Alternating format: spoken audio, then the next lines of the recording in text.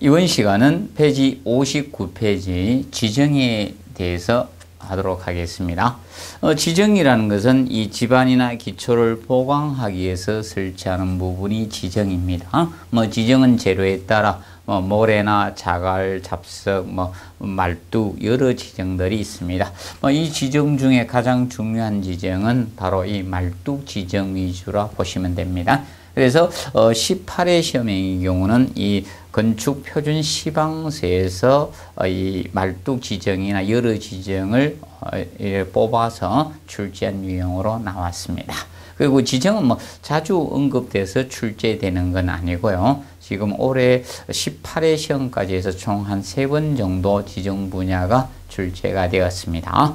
그러면 먼저 첫 번째 보시면 자, 이 지정에서 보통 지정 개념이 나오고 있습니다. 보통 지정.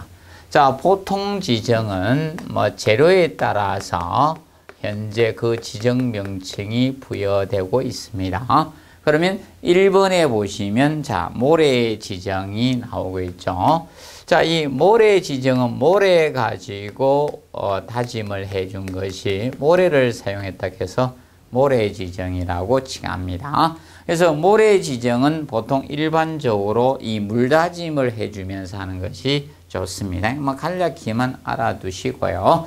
그리고 이 잡석 지정, 잡석이란 것은 막 생긴 돌을 우리가 다져주는 지정이 잡석 지정이죠. 대략 20cm 전후 정도의 돌을 우리가 이 밑창 콘크리트 탓을 하기 전에 다져서 우리가 해주는 게 이 잡석 지정입니다. 근데 이 잡석은 보통 우리가 일반적으로 깔 때 작업을 할 때 주변부 가장자리에서 중앙부로 해가는 것을 기본 원칙으로 잡습니다. 이것은 밀실하기 위해서 다져주기 위해서 이렇게 하는데 실무적인 측면에서는 이렇게 하지 않습니다.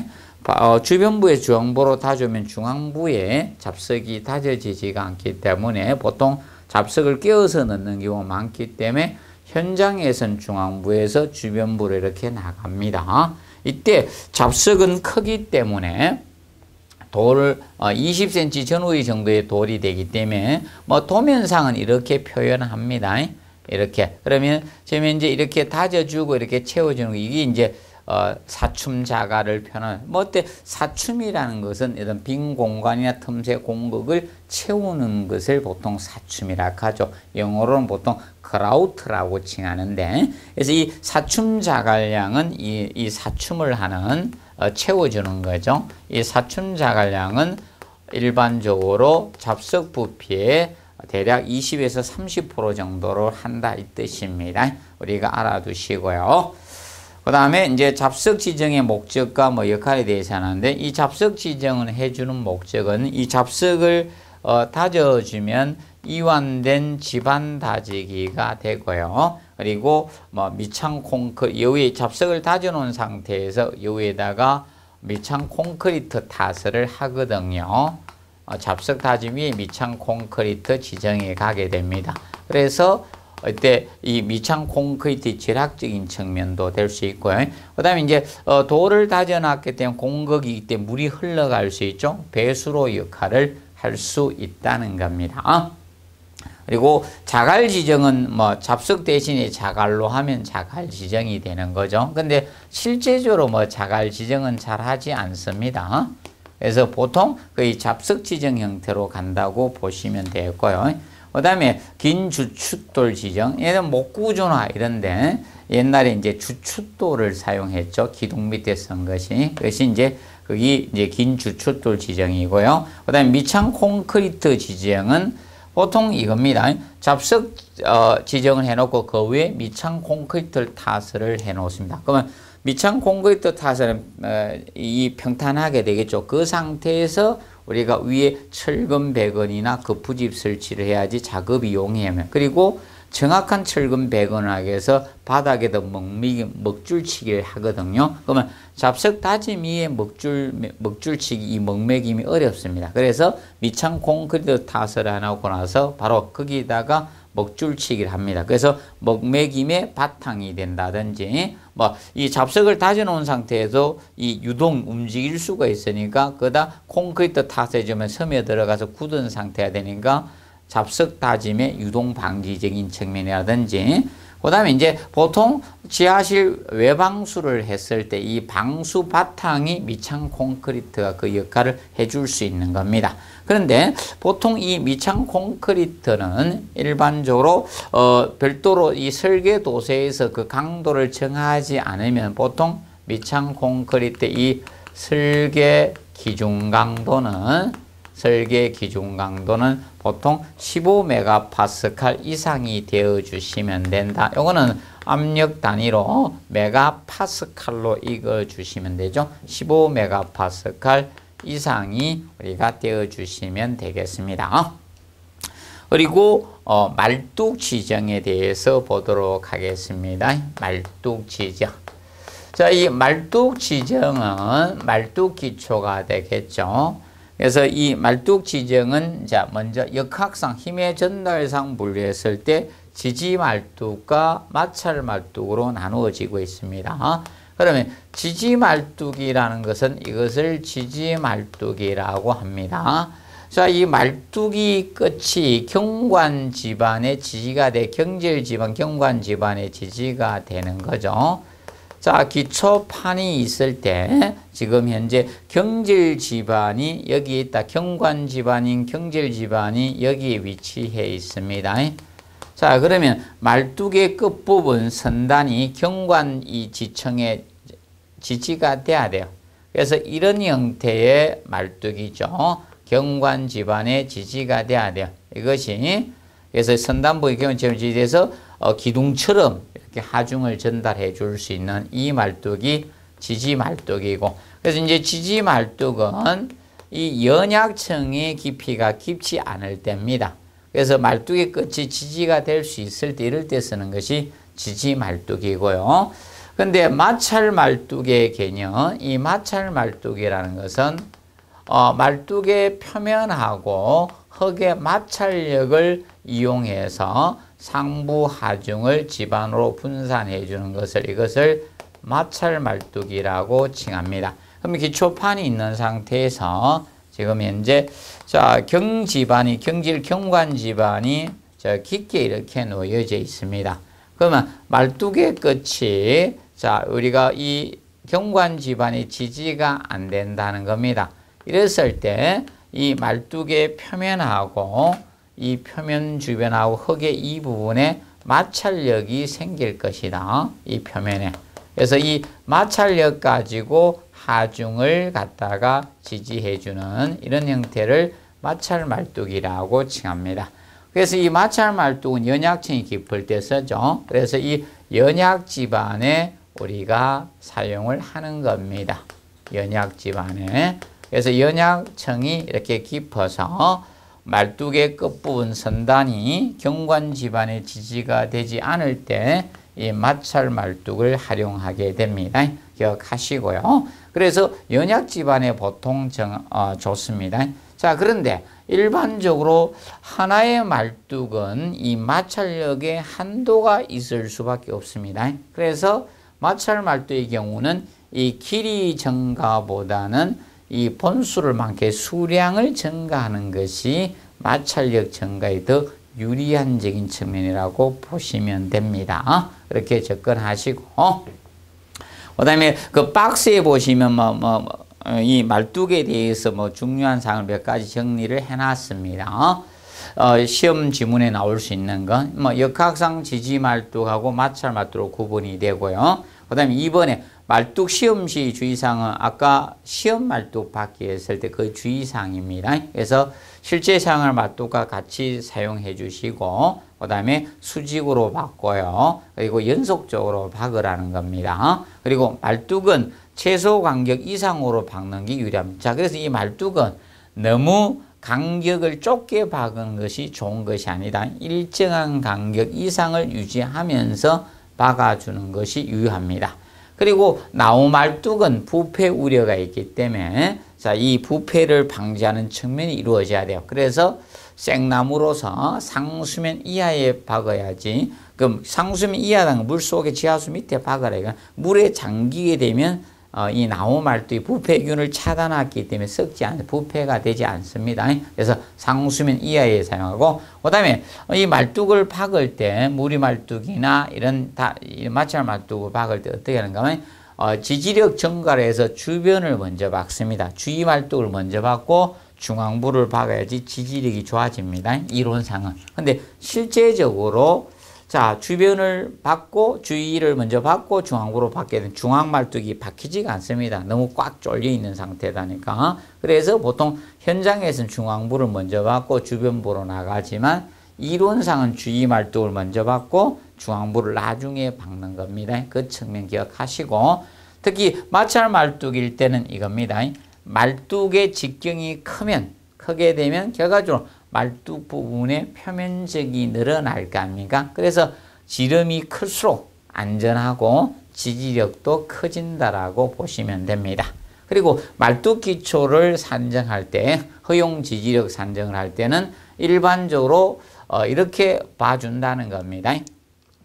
자, 기본적으로 이겁니다. 여기 지지력 개념에는 사실상 이거죠. 이 말뚝에 이 지지력이 있을 거고, 말뚝의 지지력이 사실 있을 거고, 근데 기초판 이 저면에 적용되는 사실 집안의 지지력도 일정은 있을 거라는 겁니다. 이 집안의 지지력도 있지만 이 말뚝 기초를 설계할 때 허용 지지력은 이 집안의 기초판 저면에 적용되는 이 집안의 지지력 이거는 무시하고요. 바로 이 말뚝 지지력 이것만 가지고 설계하겠다는 겁니다. 의존하는 것을 한다. 그러면 결과적으로 의미하는 것은 그만큼 말뚝을 튼튼하게 설계해 주자 이 뜻입니다. 그래서 말뚝이 튼튼하면 실제 이거는 플러스 알파 보너스로 우리가 힘을 받아줄 수 있는 상태니까 그만큼 말뚝 지정을 할 때는 말뚝을 튼튼하게 설계해 주자는 개념하고 동일하다라고 보시면 되겠습니다. 그리고 이제 10번에 동일 건물은 절대 혼용하면 안 돼요. 한쪽은 지지 말뚝 쓰고 한쪽은 이런 마찰 말뚝을 쓰면 이질 지정 형태 말뚝 혼용하게 된 거예요. 그러면 부동치마의 원인이 될 수 있는 겁니다. 그래서 말뚝은 절대 혼용을 금하고 있다는 점을 우리가 알아두시기 바랍니다. 그리고 62페이지 보시면 재료상 분류해 놨습니다. 나무 말뚝, 기성 콘크리트 말뚝. 기성 콘크리트란 것은 공장에서 만든 말뚝이죠. 공장. 그리고 일반적으로 예를 들어서 제자리 콘크리트 말뚝도 있고 강제 말뚝. 그러면 강제는 철제 말뚝이죠. 강제 말뚝이나 제자리 콘크리트 말뚝이라는 것은 현장에서 직접 집안에다가 구멍을 천공 뚫어서 철근 배근 넣고 콘크리트 타세 만드는 것이 제자리 또는 현장 콘크리트 말뚝이라고 칭합니다. 그러면 이때 재료상에서 봤을 때 이 나무 말뚝. 자, 이 나무 말뚝의 경우는 나무는 부패가 될 수밖에 없죠. 나무 말뚝은 부패 우려가 있기 때문에 얘는 이 부패 방지 측면을 꼭 기억을 하셔야 된다. 그래서 디귿에 상수면 이하에 박는다는 개념은 정확히 알아두시고요. 그리고 거기 보시면 2번에서 의미하는, 니은에서 의미하는 것, 나무 말뚝은 양당 중심점을 이은 직선은 말뚝 밖으로 나와서는 안 된다. 이 문장은 이겁니다. 니은 개념은, 자, 이건 말뚝이 있을 때, 자, 이렇게 말뚝에, 자, 마구리 부분이 있는데, 지금 현재 이렇게 말뚝이, 자, 이렇게 되었다. 가정합시다. 그러면, 여기에 중심하고 여기에 중심을 연결했을 때 연결을 쭉 합니다. 그럼 이런 경우는 이 벗어나지 않았죠. 그럼 어느 정도 힘을 전달해 줄 수 있다는 건데, 근데 말뚝이 많이 이렇게 휘었어요. 이런 형태의 말뚝이라 가정합시다. 이렇게 휘게 되면 이 중심하고 도심하고 도심 연결하면 이렇게 됐을 경우입니다. 그러면 이거는 벗어났죠. 이런 형태가 되어서는 안 된다. 이 정도는 가능하다. 약간 휘어도 이래야지 힘을 전달해 줄 수 있다는 겁니다. 이렇게 말뚝이 휘은 말뚝은 사용해서는 안 된다는 겁니다. 그 측면 알아두시고, 그 다음에 리얼에 보시면 나우말뚝 그 중심 간격에 대해서 자 말뚝을 박았을 때 말뚝을 박게 되면 자 이 말뚝 간격은 일반적으로 중심 간격이다. 여기에서 여기까지 이 중심 간격이 말뚝 간격이죠. 이 중심에서 중심까지 거리 이것이 말뚝 간격이에요. 중심 간격은 말뚝 머리 직경에 그러면 말뚝 이 머리 직경에 이 경우에 2.5배 이상이라든지 또는 최소 60cm 이상 또는 60cm 이상 되어 주시면 된다. 둘 중에 그 개념에서 그래서 이 말뚝의 간격은 중심과 중심 간의 간격을 이야기하고 있습니다. 봐두시고 그 다음에 기성 콘크리트. 자, 기성 콘크리트는 뭐 현재 공장에서 미리 제작된 이 말뚝을 갖다가 현장에서 박는 것으로서 자, 우리가 일반적으로 이제 알아두실 때 이 기성 콘크리트 말뚝은 거기 보시면 자, 니은의 그 A 부분에 나옵니다. 주거는 최소 6개 이상 되어 주셔야 됩니다. 그리고 그때 단면적의 합은 말뚝 실단면적의 이제 0.8% 이상으로 우리가 철근을 넣어주라는 것이고요. 0.8% 이상.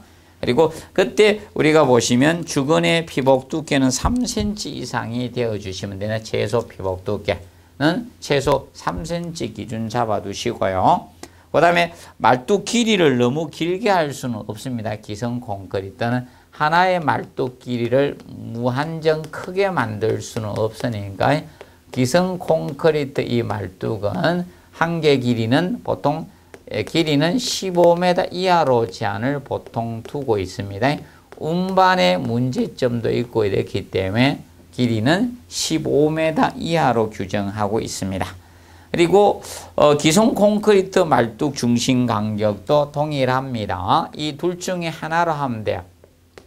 자, 말뚝과 말뚝이 있을 때 말뚝은 항상 중심 간격을 뜻합니다.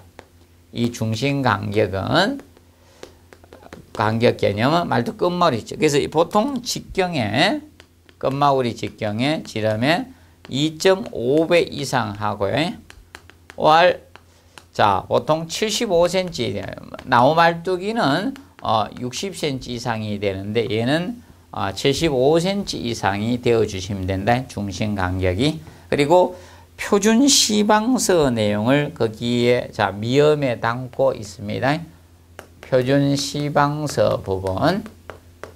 자, 표준 시방서에서는 우리가 혹시 자, 정리해 두실 것이 A에 보시면 A는 기본적으로 알아두시고 항상 기본이 되니까 그래서 말뚝은 설계도서에 별도로 정한 바가 없을 때는 사실 이음이 없는 것이 자 이음 없는 것이 기본입니다. 이음은 안 하는 것이 좋아요. 이음은 하지 않는 것을 기본으로 잡고 있습니다. 그리고 그 다음에 C 체크해 두시면 돼요. C. 자, C에서 보시면 일반적으로 제작 후에 일반 운반 금지 기간을 보통 두고 있습니다. 왜 그런가 하면 얘가 일정 설계 기준 강도를 확보하기 위해서는 일정 기간이 필요해요. 그래서 보통 콘크리트의 경우는 제령 28일인데 그래서 얘는 일반 공장에서 만들기 때문에 특수이기 때문에 그래서 보통 요거는 제작 14일 이내는 운반 금지 규정을 하고 있습니다. 운반을 금하는 것은 기본 14일입니다. 운반을 금하는 기간은 14일 이내는 운반을 금지하고 있습니다. 그런데 특수 양생한 건 예외 조건을 두고 있고 기본 운반 금지 기간은 일반적으로 만들 때는 14일을 기준 잡고 있습니다. 그리고 손상된 말뚝은 무조건 밖으로 빼야 돼요. 자, 뭐 보수해가 사용한다 이러면 안 됩니다. 그래서 손상된 말뚝의 경우는 이거는 예외 없어요. 손상된 말뚝 이것은 장애 반출해야 됩니다. 장애로 반출입니다. 장애 반출을 꼭 하셔야 되고 나중에 무엇으로 보강해서 사용한다 하면 틀립니다. 손상된 말뚝은 모든 말뚝은 반출해 주도록 해 주시면 되겠습니다. 자, 그 개념 알아두시고요. 자, 그리고 우리가 조금 정리하실 거는 저 부분에 대해서 알아두시고, J 부분. 자, J에서 인면상의 말뚝 상단은 평면적으로 100mm 내 10cm 내외의 편차가입니다. 그러니까 인면은 측면이죠. 자, 그럼 말뚝은 보통 어떻게 되는가 하면 이렇게 돼요. 자, 말뚝을 때려 박았잖아요. 그러면 말뚝이, 자, 우리가 소요를 받게 되는데 말뚝이 땅이 정직해서 어디까지 일정하게 말뚝을 다 박는 게 아니에요. 나오게 된 말뚝 길이가 지 멋대로 크고 작고 나오고, 어떤 말뚝은 이만큼 나왔고요. 어떤 말뚝은 이만큼 나왔고, 막 천차만별입니다. 그렇기 때문에 우리가 기초면에서 일정 부분까지 이걸 다 두드릴게요. 남는 것은. 이게 두드릴 깨는데, 깨다 보니까 인면상 이렇게 깨질 수도 있을 겁니까? 약간 비스듬하게 경사지게 깨질 수도 있다는 겁니다. 그 편차를 이야기하는 거다. 그래서 말뚝 상단은 평면적으로 이렇게 인면상 이렇게 봤을 때, 인면상으로 말뚝 상단은 평면적으로 봤을 때 편차는 100mm니까 10cm 아닙니까? 10cm 이내의 오차를, 편차를 두고 있다 이겁니다. 기억을 해 두시고. 그래서 옛날에 체험 삶의 현장인가 거기에서도 이 말뚝 깨는 작업이 나왔었습니다. 그때 이 말뚝 깨는 작업이 굉장히 힘듭니다. 오한마 같은 걸로 막 때리고 막 들고 둥둥둥둥 해야 되고, 그래서 이거 굉장히 힘든 작업입니다. 저는 추천 안 하는 노가다인데, 그래서 이거 하면 사람 몸이 떨립니다. 뼈마디가 우수하죠.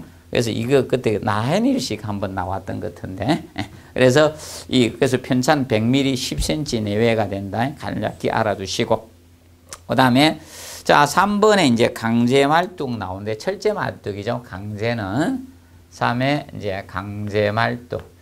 자, 이 강제 말뚝은 우리가 알아두실 것이 강제 말뚝, 철제 말뚝이죠.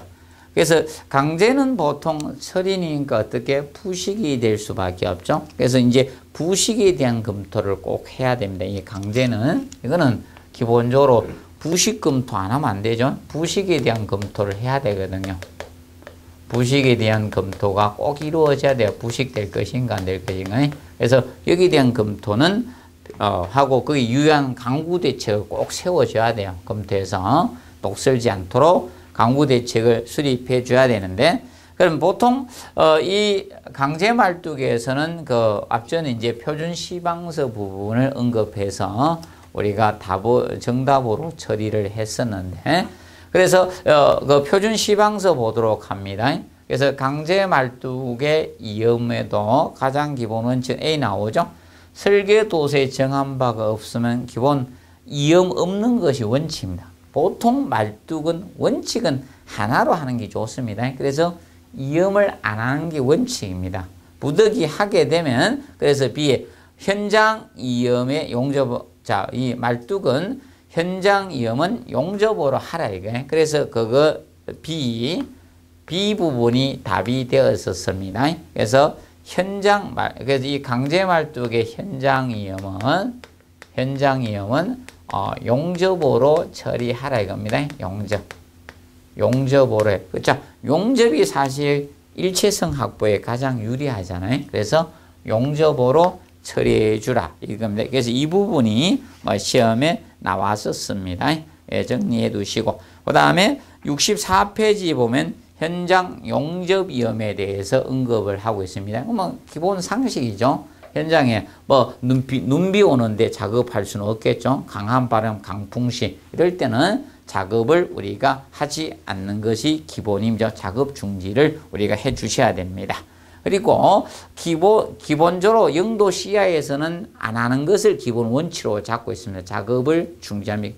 기본 영도 시야는 거의 대부분 공사가 하지 않는 것을 기본 원칙으로 잡고 있습니다.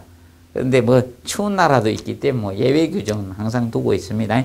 그래서 우리가 예외 규정을 두는 경우는 거기에 따라 주시면 된다. 그래서 시방서에서 그런 경우는 미리 예열 작업을 하고 해야 돼요.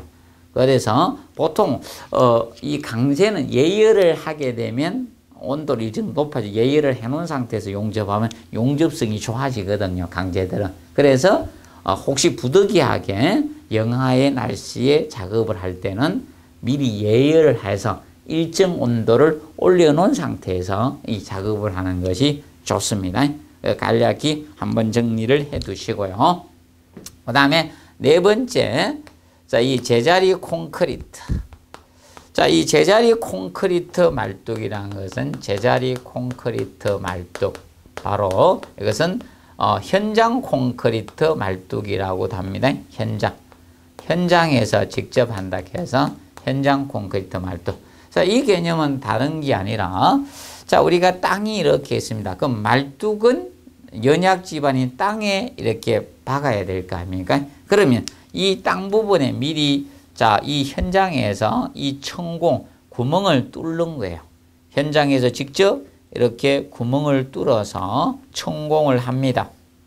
천공을 해서, 자, 이미 말뚝에 대한 철근 배근을 넣고 콘크리트를 이제 부어 넣어서 여기서 말뚝을 형성하는 것. 이것이 제자리 콘크리트 말뚝입니다. 그래서 제자리 콘크리트 말뚝은 보통 대규모 우리가 이 건축물에는 이 제자리 콘크리트 말뚝을 활용해서 많이 써주고 있습니다. 그래서 거기 보시면 제자리 콘크리트 말뚝은 그래서 그 니은, 자, 체크해서 공부해 두시고, 자, 거기 해놨죠. 제자리 콘크리트 말뚝에, 자, 저분은 지지층이 확실히 도달시켜 주셔야 돼요. 자, 왜 그런가 하면, 얘는 마찰 말뚝의 개념 그런 게 아니죠. 이 기둥처럼 우리가 전달해 줘야 돼요. 그래서, 집안이 있을 때, 이렇게 이 저부가 이 경관 집안이 돼야 돼요. 자, 이 연약층이 여기 이렇게 있었습니다. 그러면 이 저부 밑부분이, 저부가 이 밑부분이 이 경관지층에 도달돼야 됩니다. 그래서 이 지지 확실한 도달을 시켜줘야 돼. 이 저부가 여기까지 도달시켜 준다는 점 꼭 기억하시고, 그 다음에 제자리 콘크리트 말뚝은 특별한 경우 제하고 철근비는 거의 비슷하게 가주시면 된다. 그래서 죽은 개수는 6개 이상 대주시고 최소 철근비는 0.4% 이상이 되어주시면 됩니다. 보통 뭐 기둥의 개념하고 비슷하다 보시면 돼요. 최소 철근비는 0.4% 이상 대주시면 돼요. 근데 이 제자리 콘크리트는 피복 두께가 차이가 있어요. 얘는 이 제자리 콘크리트 말뚝은 이 피복 두께가 두껍습니다. 이거는 이 철근의 이 피복 두께가 최소 6cm 이상이 돼줘야 됩니다. 6cm 이상이 돼야 됩니다. 이거는 피복 두께가 두꺼워야 됩니다. 최소 6cm 이상이 돼야 됩니다. 정리해 두시고요. 그 다음에 표준 시방서 개념상 우리가 알아둘 거, 제자리 콘크리트의 표준 시방서 내용에서, 이건 뭐 언급이 되지 않았지만 혹시나 하기 위해서 우리가 C는 조금 정리를 해 두시고, C 개념. 그래서 주근의 이음은 겹침이음이 원칙이다. 주근. 자, 주근은 메인바죠. 그러면 세로 철근이 주근이 됩니다. 주근의 이음 개념은 기본에 겹침이음이 기본입니다. 겹침. 그래서 알아두시고 겹침이음을 하는 것을 기본 원칙으로 잡고 있습니다. 봐두시고, 그 다음에 이음 방법으로 뭐 아크 용접이나 가스 압접 중에서 뭐 설계 도서에서 정한 바에 따라 하시면 되겠습니다. 그리고 정한 바가 없으면 기본 아크 용접이 기본으로 가주시면 되겠습니다. 그리고 페이지 65페이지에 보시면 그 말뚝 기초를 앞의 내용을 뭐 종합적으로 우리가 다시 한번 언급한 부분입니다. 나무 말뚝 그리고 말뚝 간격 뭐 정리를 해놨습니다. 근데 우리가 이 말뚝의 간격은 중심 간격이었다는 걸 기억하시고, 그 다음에 이 말뚝 기초 설계시 고려사항이죠. 이 부분은 아직 우리 시험에 출제가 되지 않았습니다. 앞으로 출제 가능성이 있는 파트라고 보시면 되고요. 그래서 말뚝 기초의 고려사항적인 측면에서 봤을 때 먼저 말뚝 기초의 허용 지지력 개념은 항상 기억하십시오. 자, 기초판 저면의 지지력은 가산하지 않고요. 말뚝 지지력만 가지고 말뚝의 허용 지지력으로 본다는 걸 꼭 명심을 해 두십시오. 그리고 말뚝 기초에서 하중 편심에 대한 검토를 해야 돼요. 자, 편심이라는 것은 다른 것이 아닙니다. 편심은 원래 부재의 중심축과 무게 중심축이 같아야 되는데 이 편심이라는 것은 부재의 중심축과 무게 중심축이 달라지는 것이 바로 하중의 중심축이 달라지는 이것이 편심이에요. 편심이 생기면 굉장히 위험해질 수밖에 없습니다. 그래서 하중의 편심을 고려해서 최소한 말뚝은 3개 이상 박아 주셔야 됩니다. 그리고 4번에 동일 건물은 절대로 말뚝 혼용해서는 안 된다는 점을 꼭 알아두시기 바랍니다. 그리고 제4절 옹벽입니다. 제4절 옹벽법은 자, 옹벽은 자, 다른 거 아니죠. 이 사면의 경우 이 경사지가 이렇게 있었어요.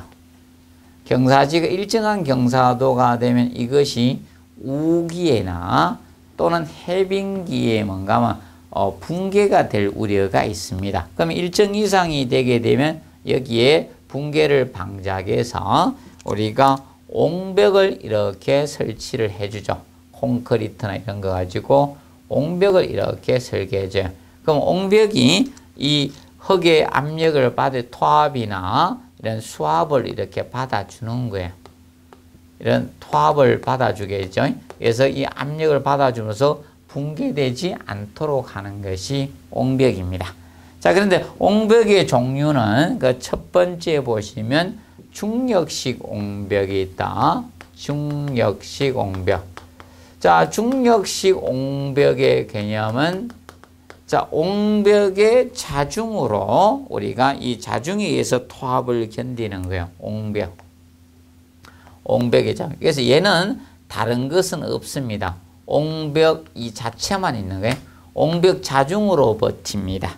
그러면 지금 현재 여기 토합이 작용이 될 때 옹벽 자중만 가지고 이 토합을 받는 거예요. 토합을 받습니다. 그렇기 때문에 토합이 클 때는 이 중력식 옹벽을 할 수가 없겠죠.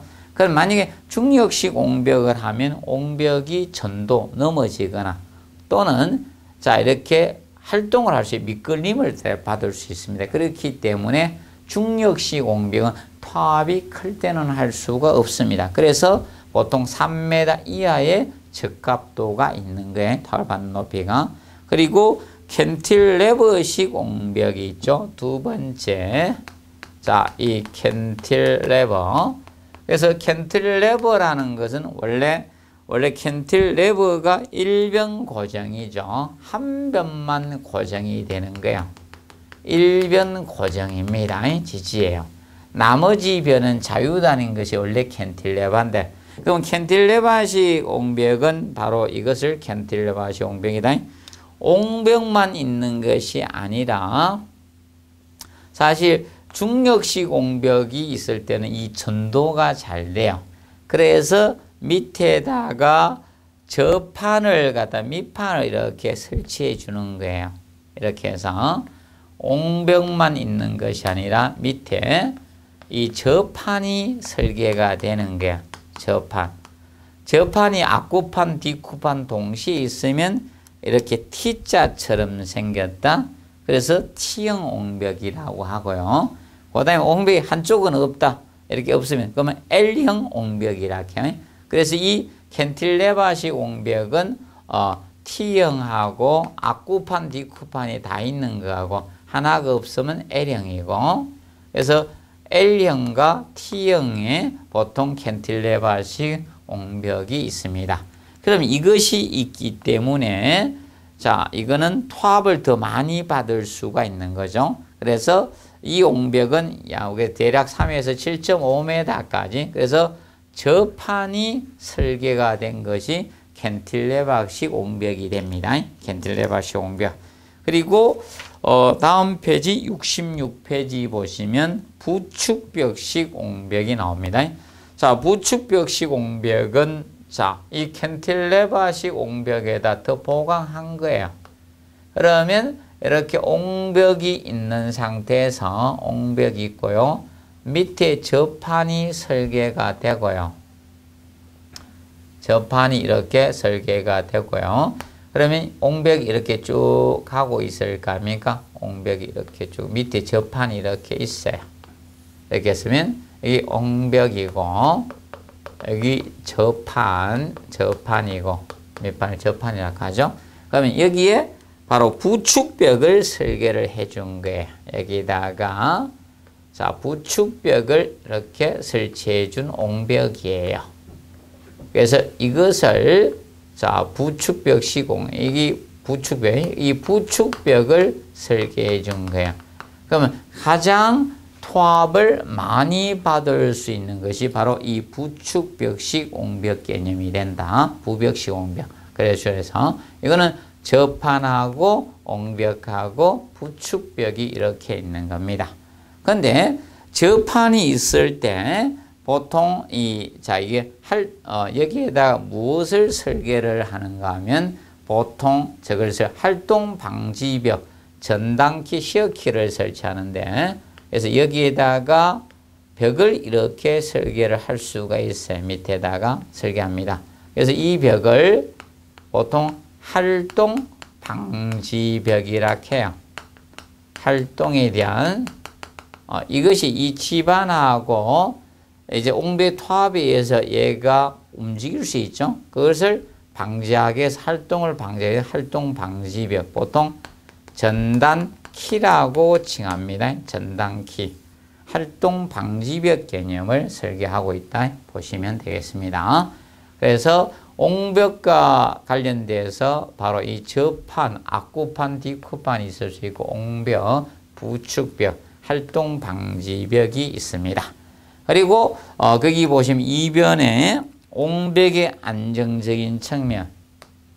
옹벽의 안정에서는 옹벽은 쉽게 토합에서 넘어지는 전도가 있을 수 있고 그 다음에 토합에서 미끌리는 활동이 있을 수 있고 옹벽이 침하가 될 수 있다. 거기에 대한 안전율을 확보하면 된다. 근데 안전율을 가장 많이 확보해 줘야 될 것은 전도에 대한 안전율이다. 왜냐하면 전도가 됐을 때 가장 위험할 수가 있습니다. 전도가 넘어지면 위험합니다. 그래서 전도에 대한 안전율은 2배 이상으로 두고요. 활동이 1.5배고 침하의 안전율을 1배 이상으로 잡고 있다는 점 기억을 해 두시면 되겠습니다. 그리고 옹벽 시방서적인 측면에서 봤을 때는요. 옹벽을 그래서 매립 배수층에 사용한 자갈이나 장골대는 그러면 이제 이 배수층 보통 옹벽에는 여러분들이 보시면 옹벽점에 보면 여기에 구멍이 이렇게 나와 있어요. 그러면 사실 이 물이 빠지거든요. 옹벽에 구멍이 있는 게 물 빠집니다. 뒤에 자갈이나 이런 장골재를 채워 넣게 되는데 일이 나와야 되겠죠. 그냥 뚫어 놓으면 흙들이 그냥 바로 나오니까 이 장골 자갈이나 이런 장골 뭐 이런 걸 채워 넣어놨습니다. 그래서 흙이 잘 안 나오겠죠. 그래서 자갈의 장골재는 투수성이 있어야 돼요. 물 빠짐성이 좋아야 돼요. 투수성이 있는 것을 사용한다는 점 알아두시고 그래서 우리가 이거 시험에 이제 출제가 된 것은 사실 이겁니다. 4번 개념만 도출해서 냈습니다. 시방서에서 출제를 했지만 나머지가 혹시 나올 걸 대해서 1번하고 2번하고 4번은 나왔지만 또 한 번 더 봐두시기 바랍니다.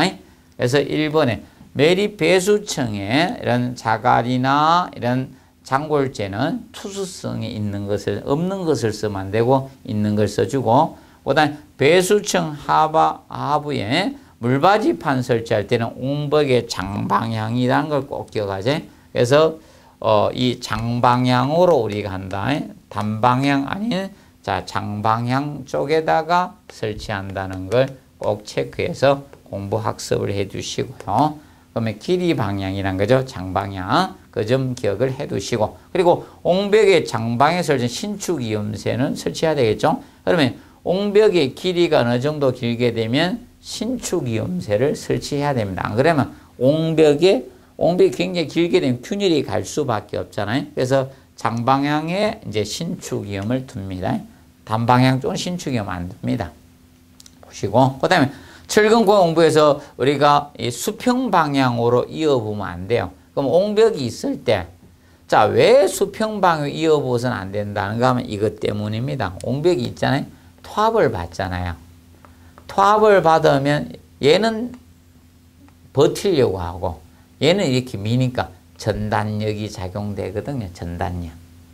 잘하려고 하는 힘이 작용되는데, 그래서 자, 우리가 수평 방향으로 콘크리트 이어치기를 안 합니다.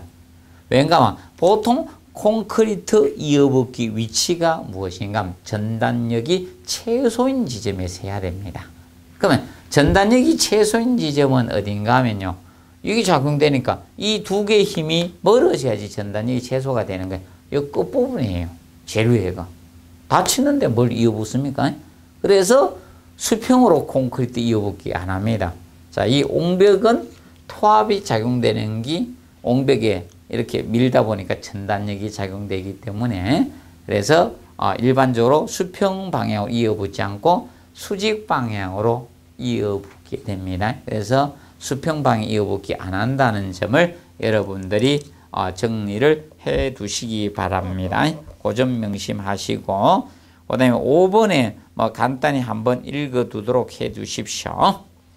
그래서 이번 과정에서 이 두 부분 지정하고 옹벽 부분을 다뤘습니다. 그래서 이거는 해마다 출제가 되는 파트는 아닙니다. 그래서 지금 3번씩 정도 각각 지금까지 출제가 되었습니다. 그래서 지정 분야하고 옹벽 부분은 그래서 매해마다 출제되는 유형은 아닙니다. 18회 동안 3번씩 이렇게 나왔던 유형입니다. 그래서 마무리 하시고요. 그 다음에 다음 시간에 제3장 이 조족조 부분에 대한 우리가 수업 진행을 하도록 하겠습니다. 이번 시간은 여기서 마무리하도록 하겠습니다. 수고하셨습니다.